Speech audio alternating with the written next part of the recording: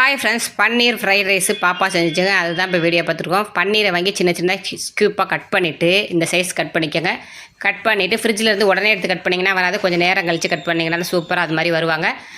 வானலி வச்சுக்கோங்க, பட்டர் போட்டுக்கோங்க. இந்த பக்கம் அந்த பக்கம் திருப்பி விட்டு அவங்கள நல்லா அந்த பொன்னிறமாக பொரித்து எடுத்து வச்சுங்க. அதே வானலியில் மறுபடியும் கொஞ்சம் ஆயிலும் கொஞ்சம் பட்டரும் போட்டுட்டு என்ன செய்றீங்கன்னா, வெங்காயம் தக்காளி பொடியாக நறுக்கின வெங்காயம் பொடியாக நறுக்கின தக்காளி போட்டு நல்லா வதக்கினதை கொஞ்சம் உப்பு போட்டு வதக்கிக்கோங்க. பிரியாணி அரிசி பாஸ்மதி ரைஸை வந்து 3/4 பதத்தில் வேக வச்சு எடுத்து வச்சுக்கோங்க. பன்னீரை கொஞ்சம் சீச்சி அப்படியே மேலாகல தூவி விடுங்க. நல்லா டேஸ்ட்டாகவும் வாசனையாகவும் இருக்கும். உங்களுக்கு எத்தனை முட்டை தேவையோ அத்தனை முட்டையை உடச்சி ஊற்றிட்டு மிளகாத்தூள் மட்டும் கொஞ்சோண்டு போடுங்க. கரம் மசாலா கொஞ்சோண்டு பாப்பா சேர்த்துக்கிடுச்சு. ரெண்டையும் சேர்த்துட்டு நல்லா அந்த முட்டையை வந்து நல்லா கிண்டி விடுங்க. பச்சை வாசனை போய் நல்லா ஒன்று போல் திரண்டு வர அளவுக்கு நல்லா கிண்டிட்டு 3/4 பதத்தில் வச்சுருக்க பாஸ்மதி ரைஸை எடுத்து உள்ளே இறக்கி விடுங்க.